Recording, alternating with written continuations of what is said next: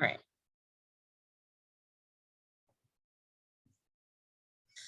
All right, well, good afternoon, Pennsylvania Ag educators. It's great to be here with you this afternoon. And Darla and I are going to switch things up today. We've been working on some great professional development through the National FFA Teacher Ambassador Program this year. But we know spring gets to be a pretty busy season. So we wanted to give you a little video clip podcast style version of some PD that you can watch in your free time or when it's convenient to you.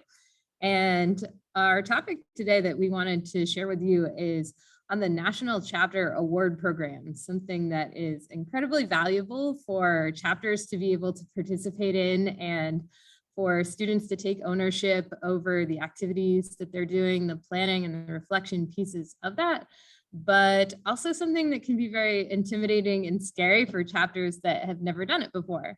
So today you have a great mix between Darla, who's had a chapter who has done some very successful National Chapter Award applications, and me that has had some students and chapter officer teams do National Chapter Awards in the past, but not so recently.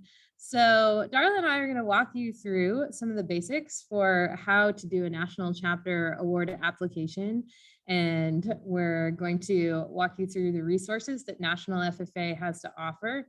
Darla is going to give some personal insights as to how to create an excellent application. And hopefully I'm going to give you some great questions you might also be thinking about as an advisor who has never done one or hasn't done one in a while. So we'll get started today. So the first part that qualifies you to complete the National Chapter Award is learning a little bit more about how the application is broken up. And our first slide talks here about having at least 15 activities, one for each of the 5 quality standards in each of the 3 divisions. So let's break that down first. The 3 divisions correspond to what we discussed with our program of activities session. And this is like the big buckets that your events would fall into. So those 3 divisions are growing leaders, building communities, and strengthening agriculture. Within each of those divisions, there are then 5 quality standards. So for example, under growing leaders, this would be a division that is really aiming to develop the leadership potential of your students. So all of the activities are targeted toward your chapter leadership team, recruiting new members, etc. So the headings and the quality standards under growing leaders are leadership, healthy lifestyle, scholarship, personal growth, and career success. And right now, your chapters are doing activities in each of those quality standards. You just may not know how to classify them. So we're going to work through an example, and Melanie is going to kind of pose some common activities that our chapters do, and we'll practice organizing them.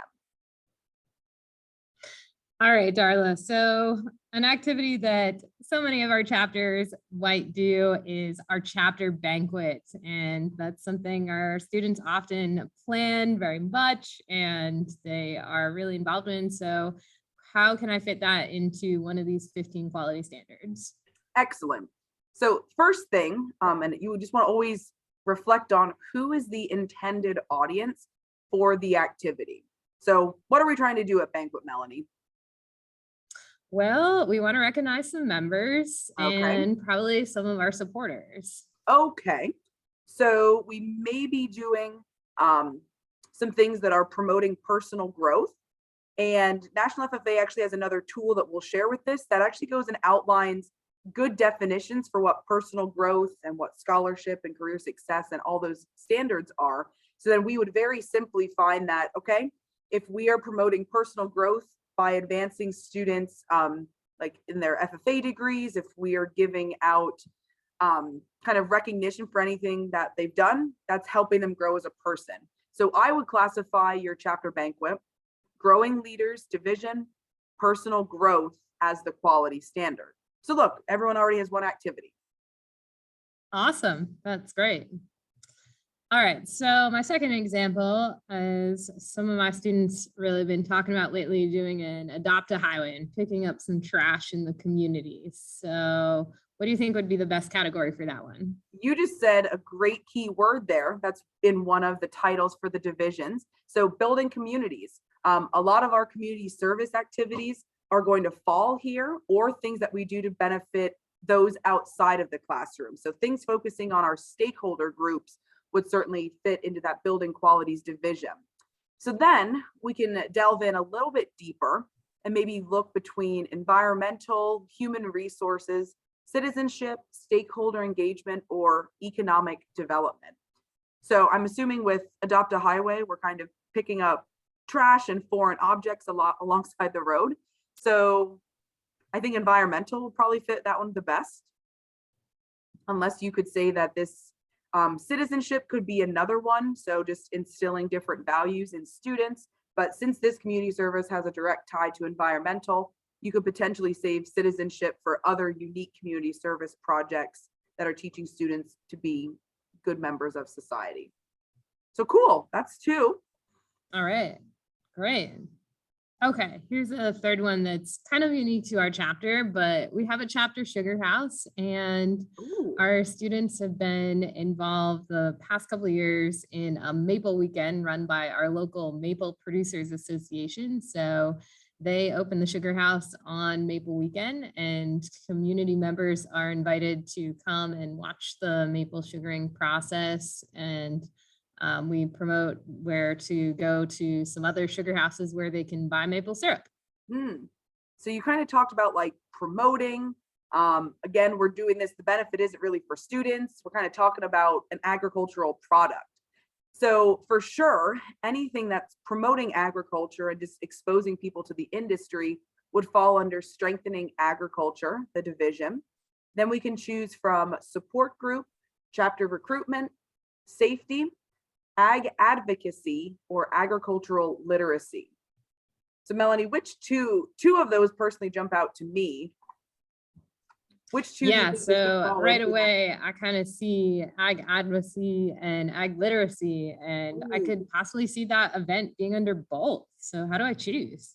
Yeah, that's a great question. This is probably, since the National Chapter Award revised a couple of years ago, they really gave great definitions that separated advocacy from literacy. So advocacy is going to be an event that is promoting change, whether it's a law, whether it's a change in attitudes or consumer preferences.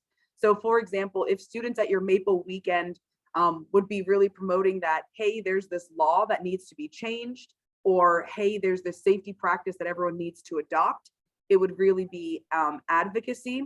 Oh, just the fact of promoting, you should buy Pennsylvania preferred maple syrup or locally produced maple syrup, that would be advocacy. Literacy would generally be anything that's connecting the consumer to where their food, fiber, or natural resources come from.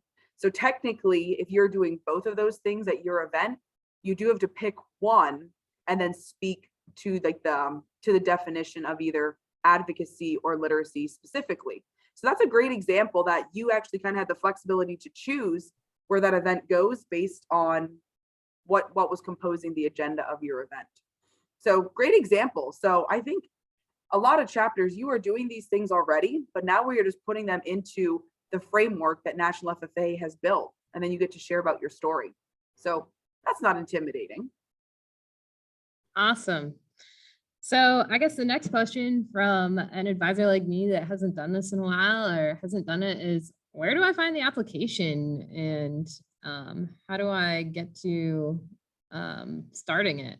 Sure thing.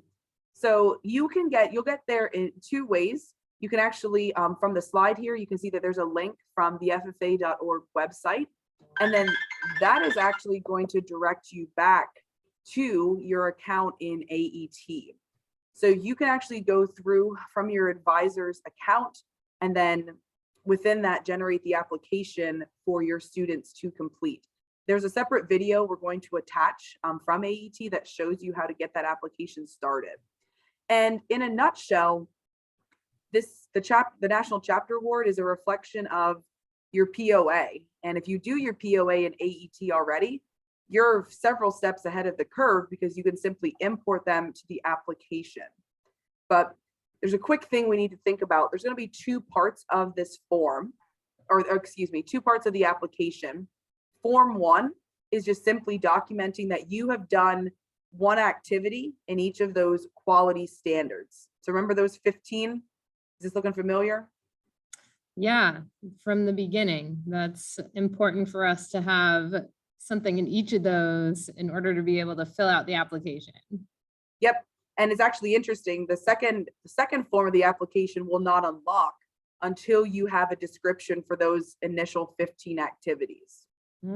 Okay, so I really have to have a complete program of activities before I'm able to do the National Chapter Award. Correct. Okay. And we'll talk about some timelines later, but yep, you need to have something in each of those 15. And again, you guys are doing these already. You just may not know the language where they'd be classified. Then you'll also do a quick checklist for the national quality program standards that check off, like, do you have an alumni chapter? Do your students have SAE projects, etc. You'll have to hit a minimum score, which most of us will. And then that opens up Form 2. And this is your chance to highlight 3 activities from each of those divisions. So you would pick 3 from growing leaders, 3 from building communities, and then 3 from strengthening agriculture. All right, that makes more sense now. And here's just some quick screenshots of what the blank form would look like in AET. This reminds me a lot of some other applications. So I can see a lot of similarities between proficiencies and Absolutely. Even our Keystone degrees. Absolutely. So if your students are kind of used to that electronic application, this is just another one you can add to your repertoire.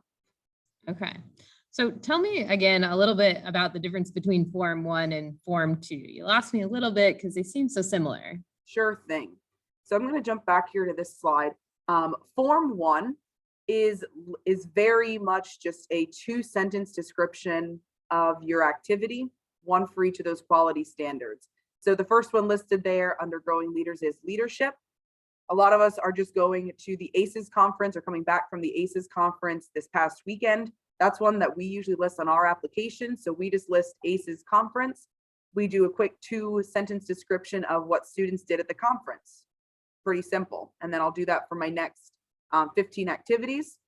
And then Form 2, we are going to dig deep and really describe what goals and our outcomes for I call them our 9 rock star events. So how do I choose which events should go on Form 2 versus Form 1? And can I use an activity twice if I don't do that many chapter activities? That's a great question.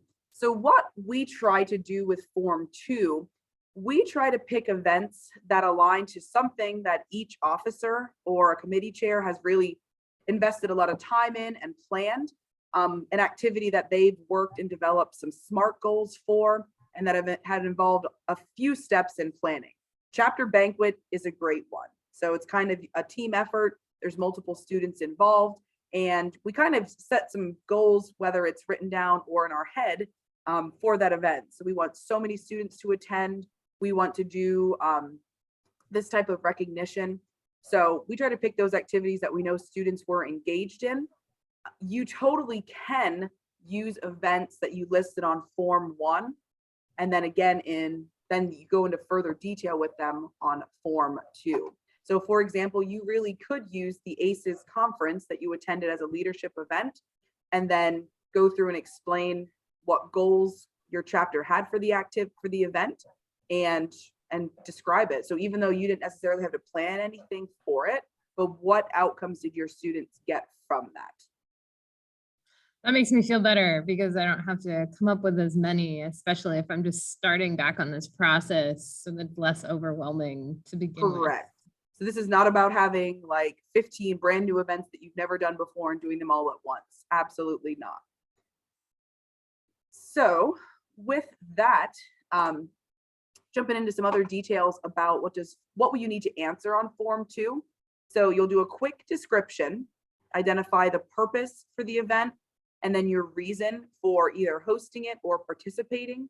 And then we're going to really jump into the plan of action. So the 5 W's. So who is involved? When is it taking place? Why is it taking place? Where is it going to take place?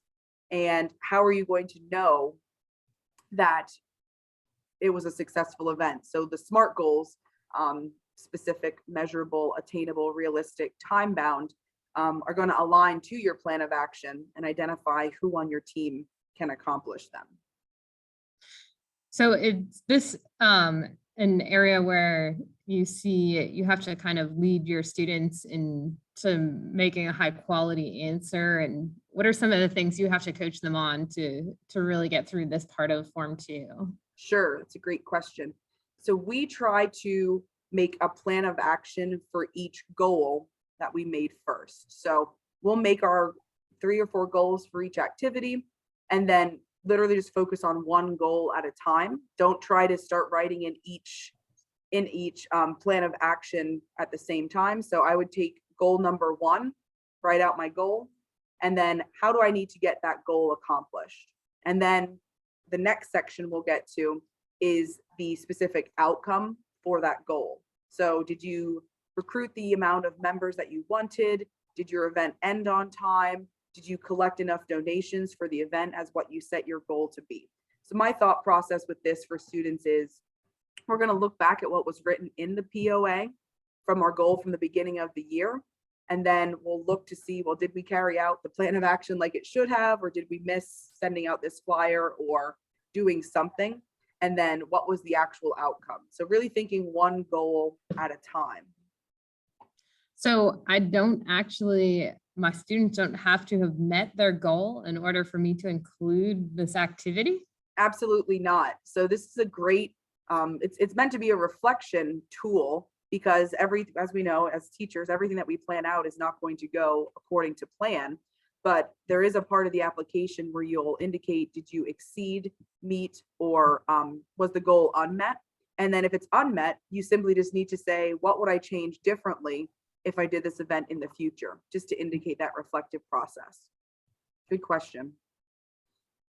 So how do I gain the maximum amount of points in this Form 2? There seems like there's definitely more steps than Form 1, but what do I have to watch out for? Sure. So I think answering all parts of the prompt, and when you're in the application, there's going to be this little green question mark that you are going to hover over, and that will tell you, it breaks down the question a lot further for students, so they know here's the direction where my question answer needs to go. And specifically, it all needs to go back to who was the intended audience and what impact did it have on that intended audience. So after this event, like let's say after banquet, did more students sign up to run for a chapter office? Did more students become motivated to sign up for an ag class? So what happened as a result of this activity, and how did it relate back to the quality standard? So if you said this was an ag advocacy event, did you see any change happen? Did that law get passed? Did people demonstrate more safety procedures, that type of thing? So it's really meant to see, did students understand the whole essence of the activity and how it connects to those 15 quality standards from National FFA. All right, that's really helpful. Oh, and then just like our proficiency applications, we need to demonstrate that this activity actually happened. So photos are going to be a part of this application. So it is totally fine to tell your students, like, to stop and smile for a picture, make sure that the lighting is really, really good. You can't repeat the same picture and use it for multiple things. So really thinking about just like having your reporter just make sure they snap a lot of pictures at the events that you're already doing, and then you can pick your best one for the application.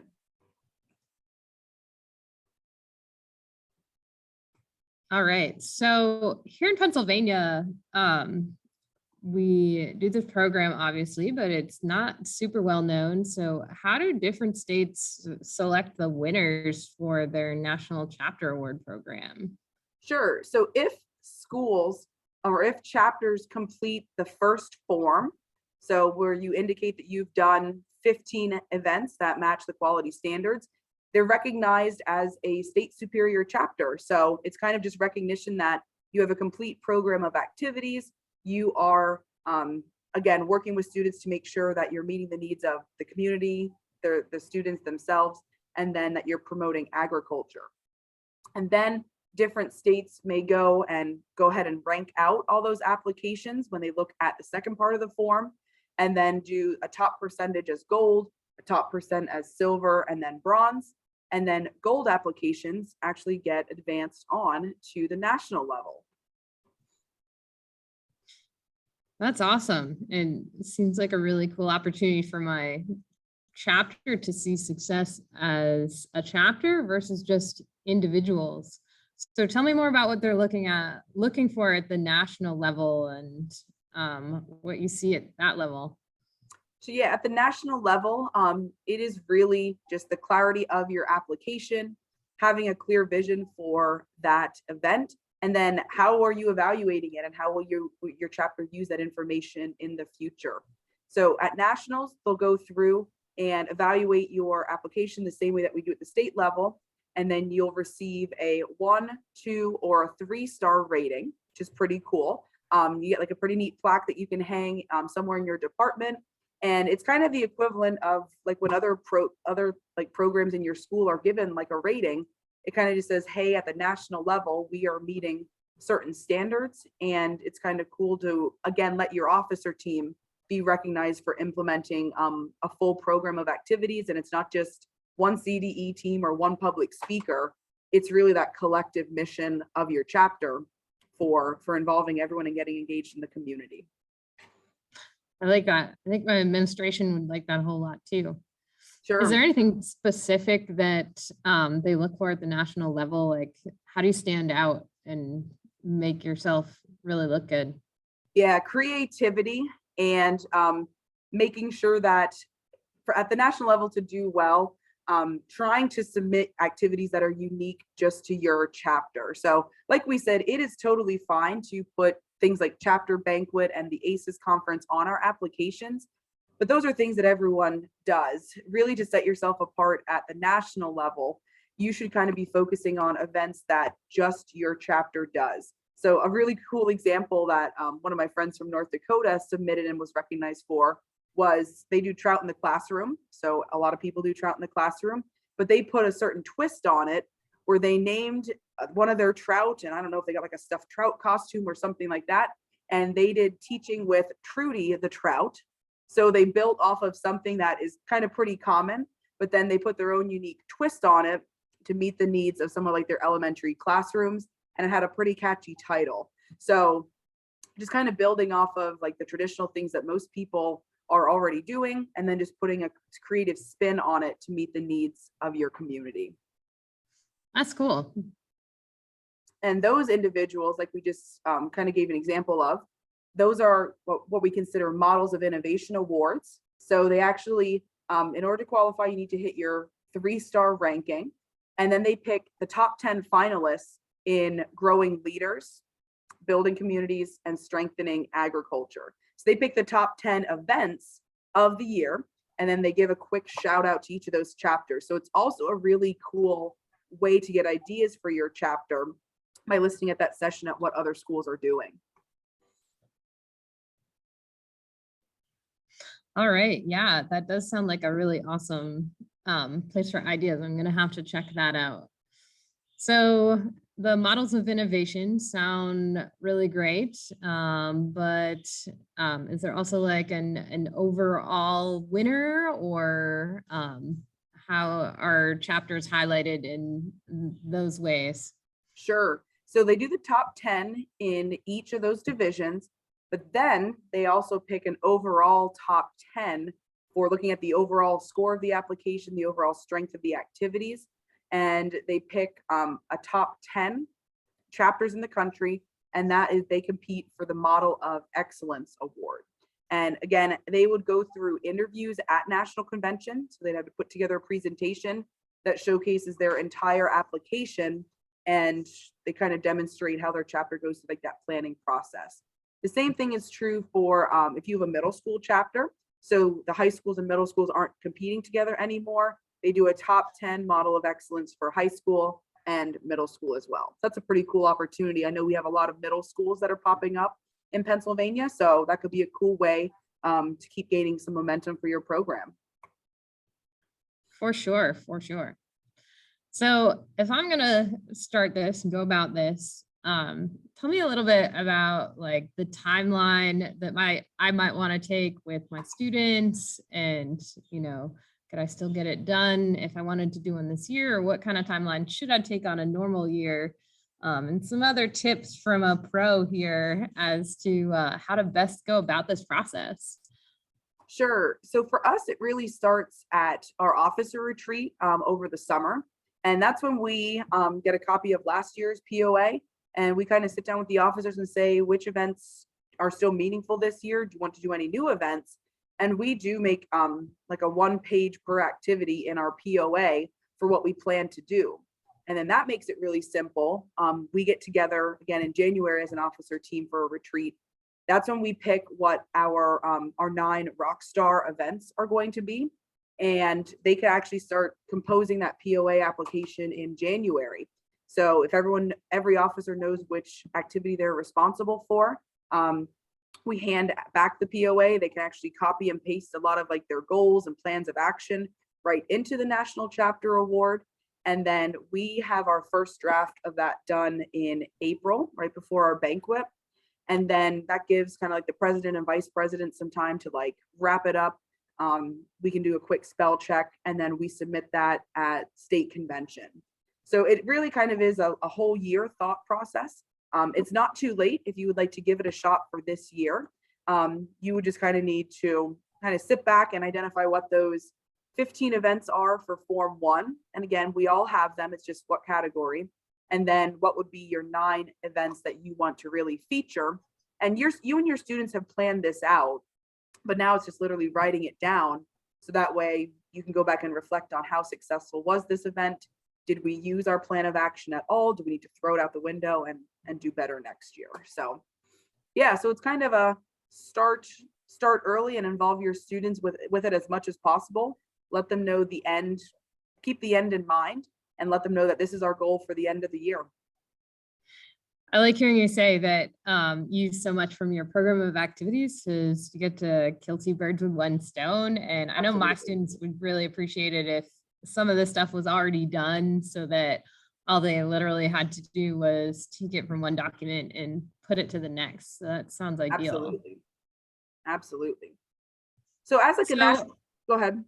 Yeah, tell me where I, can find out more. This is great today, but if I have more questions or need some more information, how do I get that? Sure thing. So National FFA Educator, the Educator Resources, they actually have a really well done, like a resource guide that highlights last year's Model of Innovation and Model of Excellence winners. So you can actually see what activities they were showcasing and how they kind of listed out like their goals and things like that. And you can also see full completed national chapter applications, as well as like the rubrics on ffa.org/national chapter. There's also POA planning resources there that will help you get that POA in order first. And then it's as simple as kind of copying and pasting some of those thoughts into this application. That's awesome. I'll definitely end up there. I love looking through that kind of stuff at my leisure. Yeah, excellent. So Melanie, I think you can handle doing a national chapter award this year. And like I said, there's people around the state that have done this before. So reaching out to see if people will share applications, I'm sure they will. But I think this is something that it's good for your students to see at the end of the year that the effort they put in for planning has really paid off. And it's a really nice tool to let for next year's officer team. Just that way they know that someone else has been in my shoes before. We are not completely starting from scratch. Yeah, that is nice too.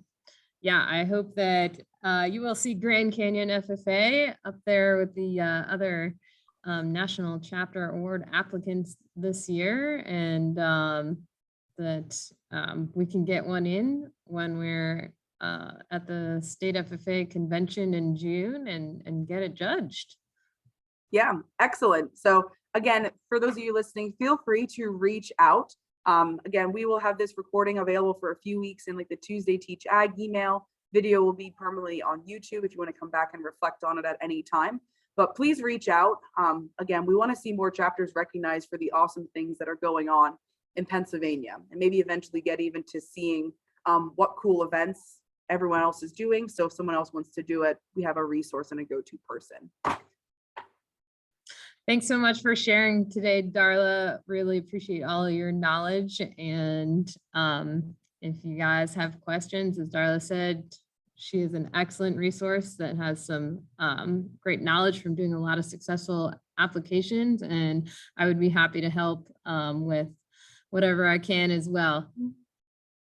Thanks so much. We'll see you soon. Bye.